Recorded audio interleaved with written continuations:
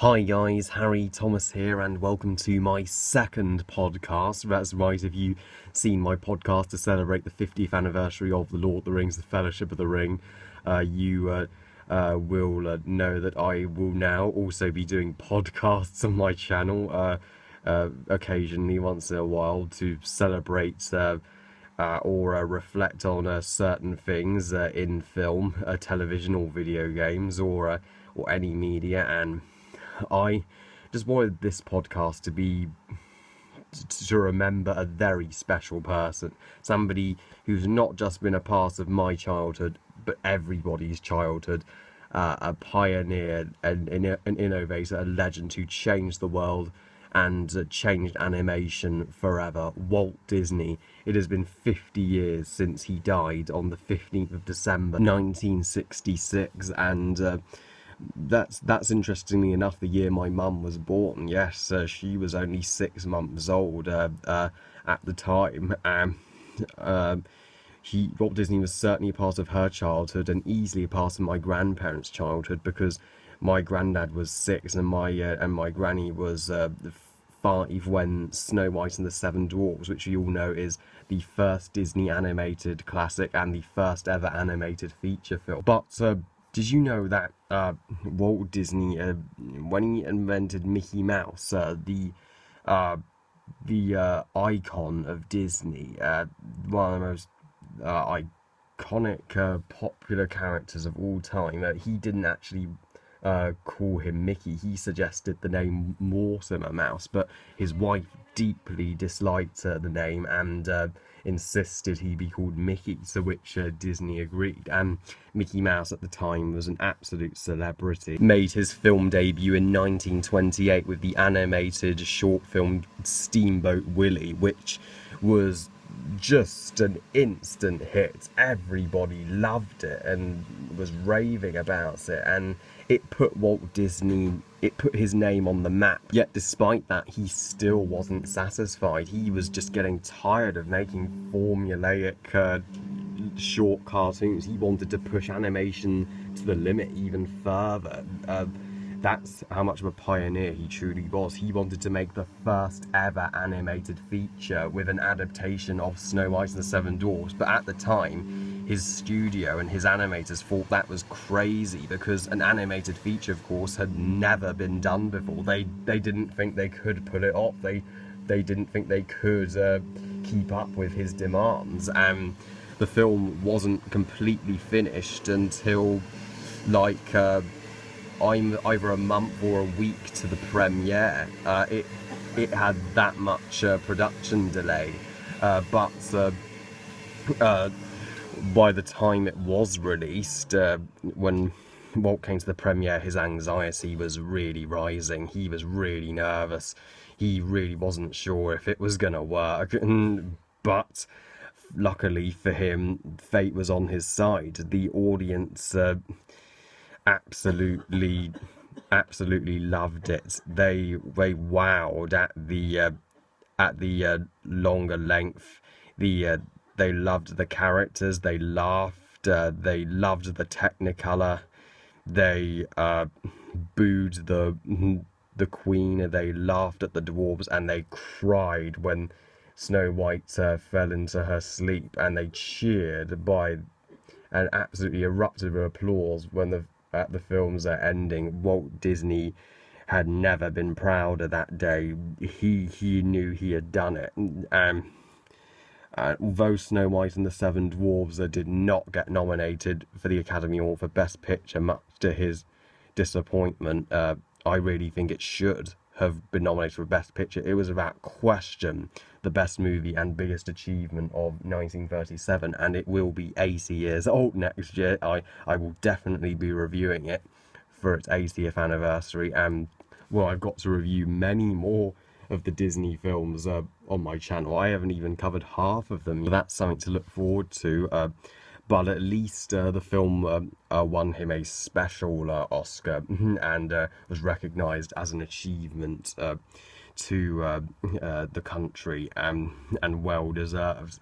And after Snow White, Disney, he didn't want to quit there. He he did made an animated feature once, he knew it could be done again, and almost immediately he began production on Disney's second animated feature, Pinocchio, one of my personal favourite Disney films. And Pinocchio had a lot to live up to, living up to Snow White, but that's exactly what it did. It's equally as good a film, and When You Wish Upon a Star has become recognised as one of the greatest Disney songs of all time.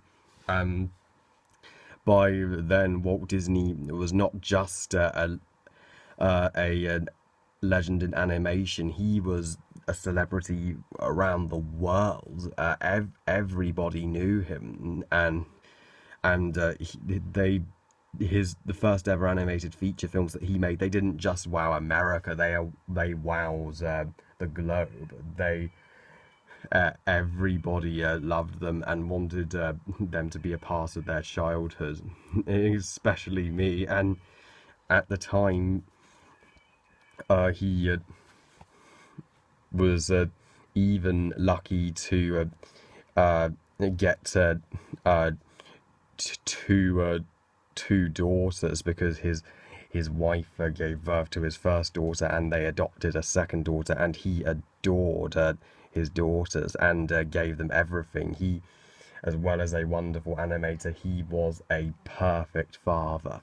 And as well as making animated classics like Fantasia and The Reluctant Dragon at the time, he then went into production on his personal favourite film that he hailed, Bambi, which shocked audiences for how dark and emotionally riveting it was. I mean, people walked out of the theatre. It was too much for them to bear, and even Walt Disney's I think his daughter protested about his decision to just kill off Bambi's mother, because nobody had ever seen a sad moment in a animated movie like that before. And that's how Walt Disney is a revolutionary storyteller. His stories are the perfect family films, because they make you just laugh, cry. They give you the best life lessons you could think of, and they resonate with you and stay with you forever and remain timeless. So he is that good a storyteller as Roald Dahl. In fact, I think he met Roald Dahl. They were great friends, and that really goes to show, because their stories are very similar. And I certainly cried at Bambi. I never wanted Bambi's mother to die. I think Walt Disney may have gone a bit too far with dark elements in his stories, but at least I applaud him for being an ambitious storyteller. And Bambi, while sadly at the time did underperform at the box office, because it did come out 1942 during World War II, and many people did not go to the cinema at that time. But now it is a cult classic. Everybody's seen Bambi, myself included. I will definitely be reviewing that next year too. And after the Second World War, Walt realised he had to make a financial hit to make up for Bambi underperforming, and to get his studio back on track, to which he made Cinderella, released in 1950, which was thankfully a huge box office success, and is a great film in its own right. Though I think the 2015 remake did improve some minor flaws with it, like giving the prince more personality, and then Disney went on a roll in the 1950s. He really got the studio back on track, and when he made Mary Poppins with Julie Andrews as Mary Poppins, though he had to persuade the author to get the rights he had a tough time persuading her to adaptate her book because she really didn't want it animated. She wanted it live action. Uh, and if you guys have seen Saving Mr. Banks, the 2013 movie with Tom Hanks and Emma Thompson, you will know the story, and it's a wonderful story, amazing story. I definitely recommend it. That movie made me cry. But yeah, I love Mary Poppins, a timeless classic once again. And then in the 50s and the 60s, towards the end of his career, Walt made Peter Pan, which originally had a much darker ending, and but thankfully it didn't go there. And Lady and the Tramp, did you know Trusty was originally going to be killed off, but they insisted that was too dark, so thank goodness that didn't happen. So yeah, Peter Pan and Lady and the Tramp, love them both too. And Alice in Wonderland, not many people remember it anymore, but I still enjoy it. It's utterly charming adaptation. It's more fun than the 2010 Tim Burton Alice in Wonderland, I'll give it that. And then of course he made Sleeping Beauty, my mum's personal favourite Disney film, and I can see why. It is utterly magical, wonderful and enchanting. I've got to talk about that next year.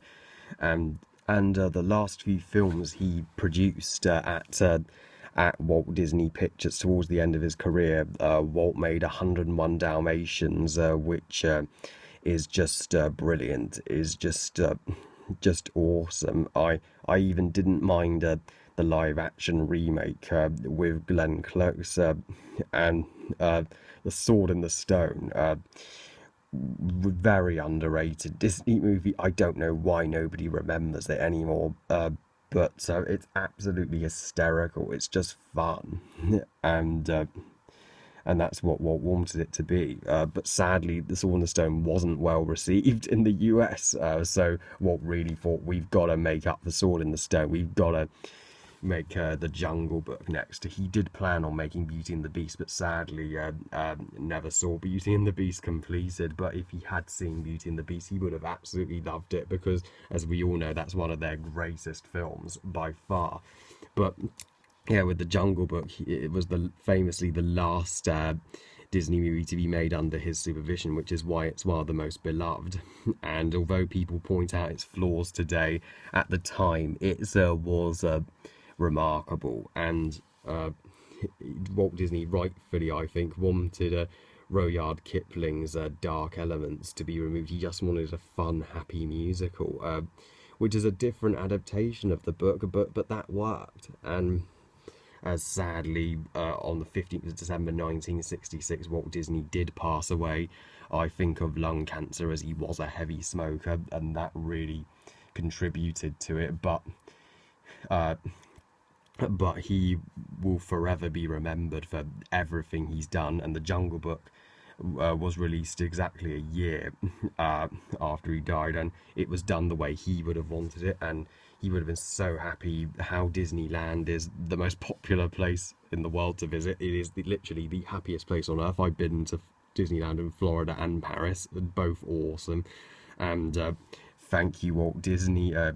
You have been a part of our childhood, and may you rest in peace. And I forgot to mention, if Walt Disney had seen the 2016 live-action remake of The Jungle Book, I think he would have equally have loved it, because that was a remake done right. It wasn't just the original over again. It actually incorporated elements from Rudyard Kipling's books, which I loved. But I think he'd hate it if Beauty and the Beast and The Lion King were remade, because what is the need for them to be remade? I think Walt Disney would be devastated. All of his live action classics were remade into just inferior live action versions of themselves. He would be devastated if he saw some of the things his company has done now, but the good they've done in his name has definitely made up for the few mistakes they've made. And without Walt Disney, animation would not be the same. We wouldn't have feature animated films, we wouldn't have Pixar or DreamWorks, and we certainly wouldn't have Walt Disney Pictures. So